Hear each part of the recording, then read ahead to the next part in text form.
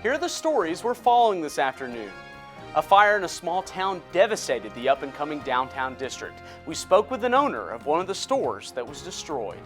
The Islamic Center of Murfreesboro has been open for 14 months. But does that mean the controversy surrounding the center is over? To answer that question, we went all the way to the state capitol.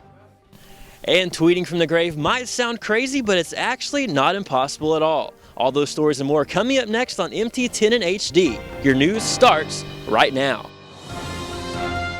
Live from Studio 2 in the College of Mass Communications from the campus of Middle Tennessee State University, this is the News 3 Report. Good afternoon, everyone. I'm Emily Kinzer. And I'm Chris Davis. Welcome to the News 3 Report. First, we have an update on the deadly train derailment in New York. Investigators with the National Transportation Safety Board are investigating the train that was bound for Manhattan. On Sunday, 7 cars jumped the tracks on a sharp curve. 4 people were killed and 67 others were injured. It's the second time in 6 months that the train has jumped the tracks in the same location. On Friday night, the small town of Woodbury pulled together as a community. Matt Parker has more on the story for just what they had to overcome. Curled up in my recliner, wrapped up in a fuzzy blanket. When she received this call, Sharon, your building is on fire. And my husband and I immediately got up and grabbed our jackets and came rushing down. After she got to her store, she is shocked by what she saw. It's rubble. It's just total rubble. It's gone. I kind of went numb. It was horrifying, but you know, it's like, what can I do? 3 buildings were destroyed by the fire. Another 4 were damaged by smoke and water. What appears to be a stack of junk metal actually was something completely different. This was a building, and we're just letting it burn out. It ain't gonna reach nothing else. According to the fire department, the fire could have been much worse if other communities didn't pull together to help. Well, there's 2 firewalls, one on each side, so that kind of helped us out. But we had 14 different departments here, so it helped out a lot. Although residents are devastated, they are trying to find something to be thankful for. I'm just grateful that there was no one in any of the buildings and that no one was hurt. That's the bottom line. For MTSU News 3, I'm Matt Parker. There are no official reports on how the fire actually started, but residents and fire officials on the scene believe that it may have been because of an electrical fire. Arson, vandalism, and lawsuits were all attempts to block the construction of the controversial Murfreesboro Islamic Center. It's now been 14 months since the center opened, and there are still individuals, prominent and anonymous, who vocally oppose the center. Now that the Islamic Center has opened, the opposition has gone from Main Street to the information superhighway. Just a few keystrokes on your favorite search engine will easily turn up tens of millions of results. Opposition online isn't the only place you'll find individuals who disagree with the ICM. Even here on Capitol Hill, miles from the Murfreesboro Islamic Center, some of the highest offices in the state have some very deep concerns about the Murfreesboro Islamic Center. During his bid for governor in 2010, Lieutenant Governor Ron Ramsey expressed his disapproval of the Islamic Center being built.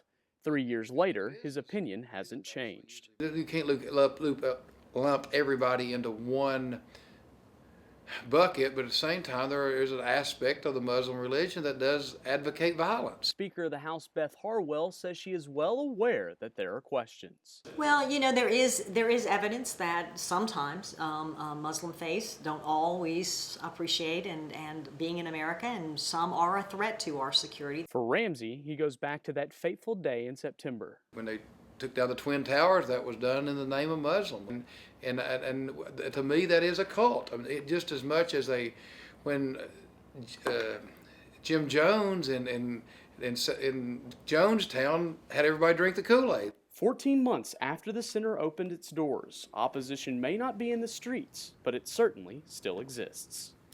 Tonight at 10, you'll hear more from Lieutenant Governor Ron Ramsey and reaction from top officials at the Islamic Center of Murfreesboro. Be sure to tune in. It's a story you won't want to miss. Well, the deal world leaders reached this weekend with Iran could mean good news for gas prices. Eventually, Iran agreed to limit its nuclear program in exchange for lighter economic sanctions. An oil analyst says once the sanctions are removed, we should see an increase in oil and gas production.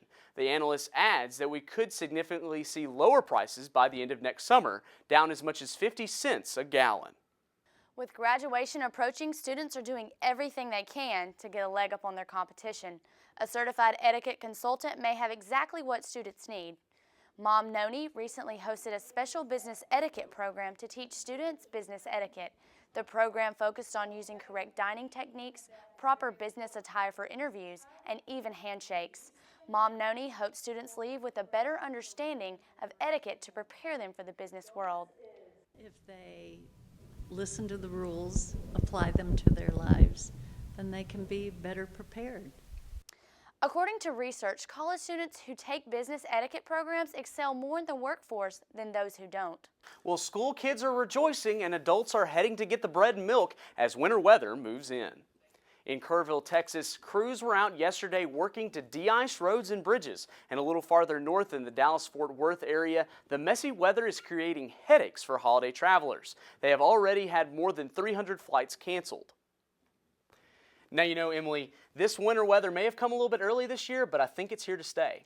You know, Chris, I think you're right, but Philip Ray is here today, and he's going to tell us what we can expect for the rest of the week. Take it away, Philip. You know, you're absolutely right, Emily. You know, we've seen some pretty dreary conditions the past couple of days. I mean, we saw temperatures that were absolutely frigid a couple of days ago, and we even saw some freezing rain across campus, but it looks like now the sunshine is here, and it is here to stay. Current conditions right now, 46 degrees in Murfreesboro with sunny skies, so it's really nice to see that sun really pop out after those past couple of days of some really bad weather. So we're looking pretty good in Murfreesboro right now. Current conditions across the rest of the state is looking pretty much right like Murfreesboro is. 42 in Nashville, 42 up in Clarksville, 40 down in Waverly, 40 in Lawrenceburg, and on the east side of the state, 39 in Smithville, 40 up in Salina, and 43 in Crossville, and 42 in Knoxville. So we're staying pretty constant, not too bad across the state, definitely a lot better than we have seen the past couple of days.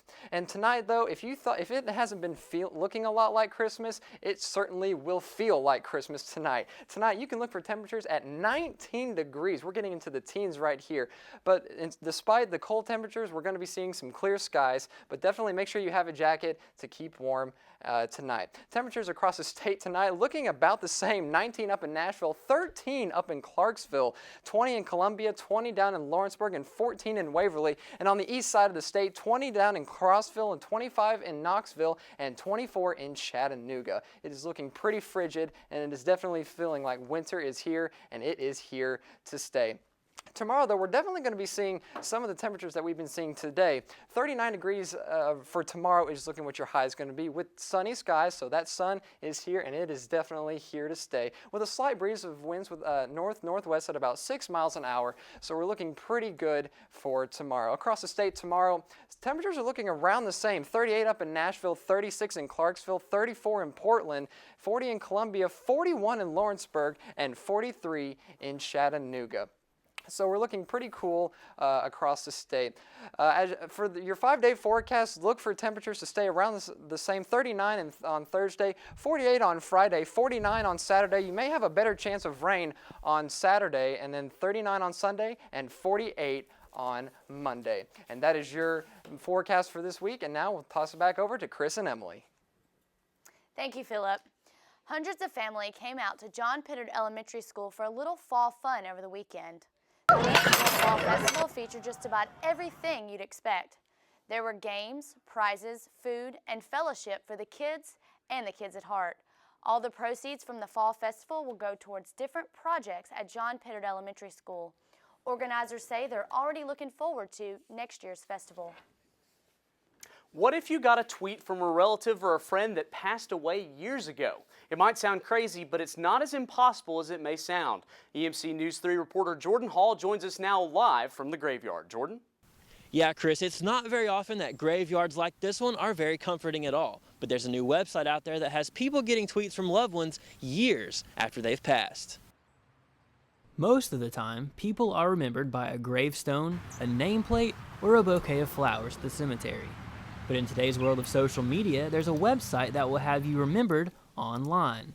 It's called Dead Social. I went online and made an account of my own. It was a little strange setting up an account that could be activated when I died. I connected my Twitter and my Facebook pages to this site, and when I die, someone can activate my account. I'll never miss a birthday again, at least online. So is it cool or is it weird? And you finally, able to hear from them or get a message from them, that probably made them feel good. So it's kind of cool. That's totally weird. Why would you need that after you're dead? I mean, you can't actually be social if you're dead, so what's the point? My friends would be like, whoa, what happened? But I think that's great. I like that. It's safe to say that social media affects people's lives almost every day. But is it really that important to take it to the grave when you're not really here? So if someone close to you asks you to be their primary person to release their social media will, well, Dead Social is what they're talking about. Doesn't that hurt the grief process? Doesn't just bring it all up again? I don't know, it seems like a bad idea. But maybe you can feel good knowing that you're helping someone continue their legacy, even after they've passed. Now, once you have passed, someone does have to go online and activate that social media account. Now, whether it's cool or creepy to others, either way, you can still be remembered once you've passed. Reporting from the graveyard, I'm Jordan Hall for MT10 HD News. Chris? Thanks, Jordan. Great story. Don't know if I'm going to be setting up my account today, though. Chris, the Titans just aren't doing so well this season. They're really not, Emily, and it didn't help any more this weekend. Matt Parker has more in sports. This Sunday, the Titans took on the winless Jacksonville Jaguars at home. Easy win, right? Well, we'll pick this one up at the beginning of the first quarter, and Jacksonville has the ball after a quick Chris Johnson turnover on the first play of the game. Maurice Jones-Drew gets the handoff and takes it 6 yards to the promised land, as historically, Jones continues to torch the Titans. Now we hop on over to the fourth quarter after Jake Locker is out, but we'll get to that in a minute. And the Titans are down by 9 when Fitz shows some leg and brings the Titans within 2. Now a little bit more than 2 minutes left, and the Titans actually have a chance to win it when Fitzpatrick pulls his best Eddie George versus Ray Lewis impersonation and basically hands Jacksonville the ball, and unfortunately for the Titans fans, the win. And instead of adding insult to injury, the Titans are quite literally adding injury to insult. With about 6 minutes left to go in the first half, Jake Locker took a hit while running. Later, he would say he felt like something was wrong with his foot right after he got up, but he tried to continue anyways. Then he finally got pulled from the game. News came down yesterday that Jake Locker is done for the rest of the year, which brings questions about Jake Locker's future with the team. Well, let's go somewhere we'd all rather be, the golf course. Picking it up, Tiger during the Turkish Open on the third hole. Tiger's putting for a birdie. The ball goes in and around the hole, and it goes in. On the 8th hole, we'll pick it up at a par 3.